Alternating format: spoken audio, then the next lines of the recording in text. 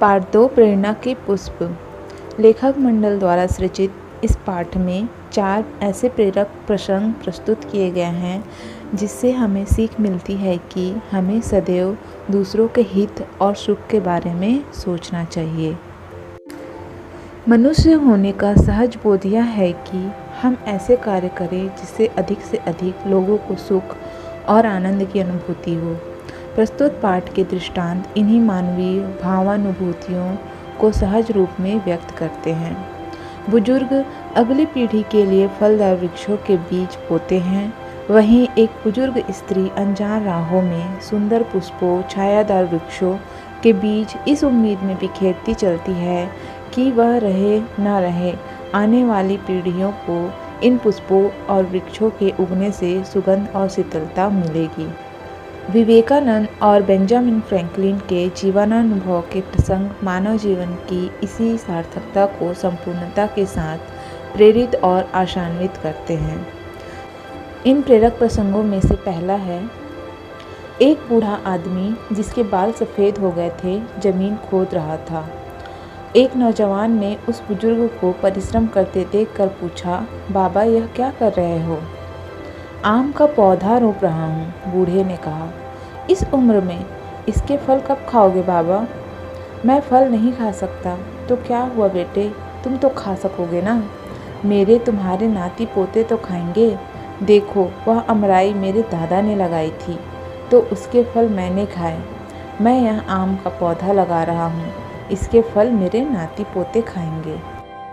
प्रेरक प्रसंग दूसरा। एक वृद्ध महिला रेलगाड़ी से सफ़र कर रही थी। खिड़की के पास बैठकर बीच बीच में अपनी मुट्ठी से कुछ बाहर फेंकती जा रही थी। एक सहयात्री ने पूछा, यह आप क्या फेंक रही हैं? उस महिला ने जवाब दिया, ये सुंदर फूलों और फलों के बीज हैं। मैं इन्हें इस उम्मीद से फेंक रही हूँ कि इनमें से कुछ भी अगर जड़ पकड़ ले तो लोगों को इनसे कुछ फ़ायदा होगा। पता नहीं मैं इस रास्ते से फिर गुजरूं या ना गुजरूं, इसलिए क्यों ना मैं इस अवसर का उपयोग कर लूं। तीसरा प्रेरक प्रसंग है, अमेरिका के वैज्ञानिक बेंजामिन फ्रैंकलिन के बारे में एक अनुकरणीय बात सुनी जाती है। उनके पास एक गरीब विद्यार्थी मदद मांगने के लिए आया। उसे उन्होंने $20 दिए। वे तो यह छोटी सी रकम देकर भूल गए, लेकिन वह विद्यार्थी इस उपकार को न भूला। जब उसके दिन फिरे तब वह $20 लौटाने के लिए फ्रैंकलिन के पास आया। फ्रैंकलिन ने कहा, मुझे याद तो नहीं कि मैंने यह रकम आपको कब दी थी। खैर, आप इसे अपने ही पास रखिए और जब आपके पास कोई ऐसा ही ज़रूरतमंद आए तो उसे यह दे दीजिए। उस व्यक्ति ने ऐसा ही किया। कहते हैं आज भी वह रकम अमेरिका में ज़रूरतमंदों के हाथों में घूम रही है। चौथा प्रेरक प्रसंग स्वामी विवेकानंद जी के बारे में है। स्वामी विवेकानंद बेलूर मठ के निर्माण कार्य और शिक्षादान के कार्य में बहुत व्यस्त थे।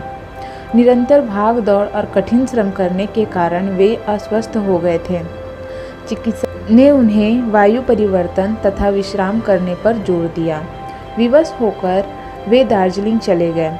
वहाँ उनके स्वास्थ्य में धीरे धीरे सुधार हो रहा था। तभी उन्हें समाचार मिला कि कोलकाता में प्लेग व्यापक रूप से फैल गया है। प्रतिदिन सैकड़ों लोगों की मृत्यु हो रही है। यह दुखद समाचार सुनकर क्या महाप्राण विवेकानंद स्थिर रह सकते थे? वे तुरंत कोलकाता लौट आए और उसी दिन उन्होंने प्लेग रोग में आवश्यक सावधानी बरतने का जनसाधारण को उपदेश दिया। अपने साथ तमाम सन्यासियों और ब्रह्मचारियों को लेकर वे रोगियों की सेवा में जुट गए। कोलकाता में भय तथा आतंक का राज्य फैला था। स्त्री पुरुष अपने बच्चों को लेकर प्राण बचाने के उद्देश्य से भागे जा रहे थे। ब्रिटिश सरकार ने प्लेग रोग के बचाव के संबंध में कठोर नियम जारी कर दिया था। उससे लोगों में भारी असंतोष था। इस परिस्थिति का सामना करने की भारी चुनौती स्वामी जी के सामने थी। इस कार्य में कितने धन की आवश्यकता होगी और वह कहाँ से आएगा, इस बात की चिंता करते हुए किसी गुरु भाई ने स्वामी जी से प्रश्न किया, स्वामी जी रुपए कहाँ से आएंगे? स्वामी जी ने तत्काल उत्तर दिया, यदि आवश्यकता हुई तो मठ के लिए खरीदी गई ज़मीन बेच डालेंगे। हजारों स्त्री पुरुष हमारी आंखों के सामने असहनीय दुख सहन करेंगे और हम मठ में रहेंगे। हम सन्यासी हैं, आवश्यकता होगी तो फिर वृक्षों के नीचे रहेंगे। भिक्षा द्वारा प्राप्त अन्न वस्त्र हमारे लिए पर्याप्त होगा। स्वामी जी ने एक बड़ी सी जमीन किराए पर ली और वहाँ पर कुटिया निर्माण की गई। जाति व वर्ण विचार छोड़ असहाय प्लेग के मरीजों को वहाँ पर लाकर उत्साही कार्यकर्तागण सेवा कार्य में रत हुए। स्वामी जी स्वयं ही उपस्थित रहकर सेवा कार्य करने लगे। शहर की गंदगी साफ करने में, औषधियों का वितरण करने में, दरिद्र नारायणों की अति उत्साह से सेवा करने में सभी कार्यकर्ता सच्चे मन से लग गए। यत्र जीव तत्र शिव मंत्र के ऋषि विवेकानंद मृत्यु की कुछ भी परवाह न करते हुए स्वदेश वासियों को शिक्षा देने लगे कि किस प्रकार नर को नारायण मान सेवा करने योग्य है। जिन डोम, चंडाल, मोची आदि से सदियों से तथाकथित ऊंची जाति वाले लोग, अभिमानी जन घृणा करते थे, स्वामी जी ने उन्हीं को मेरे भाई कहकर उनका आलिंगन किया। आलिंगन का अर्थ होता है गले लगाना। स्वामी विवेकानंद जी ने इन जातियों की हृदय से सेवा की और उन्हें अपने गले से लगाया। प्रेरणा के पुष्प पाठ से हमें अति महत्वपूर्ण सीख मिलती है, जिनमें से पहला है, हमें सदैव अपने हित और अहित के बारे में न सोचते हुए ऐसे कार्य करने चाहिए जिससे दूसरों को सुख और आनंद मिले। दूसरा है, हमें हमारे पर्यावरण की रक्षा करनी चाहिए। अधिक से अधिक वृक्षारोपण करें और वृक्षों की सेवा करें, जिससे विभिन्न जीव जंतुओं को आश्रय मिले और लोगों को छाया के साथ साथ मीठे फल भी मिले। तीसरा है, ज़रूरतमंद लोगों की मदद के लिए तत्पर रहना चाहिए।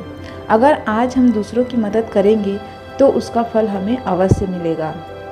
चौथी सीख जो हमें इस पाठ से मिलती है वह यह है कि कभी भी हमें किसी व्यक्ति के साथ जाति, धर्म, रंग, रूप आदि को लेकर भेदभाव नहीं करनी चाहिए। इस संसार में सभी इंसान समान हैं, सभी के हृदय में ईश्वर का वास होता है, इसलिए बिना किसी भेदभाव के हर इंसान की मदद करनी चाहिए।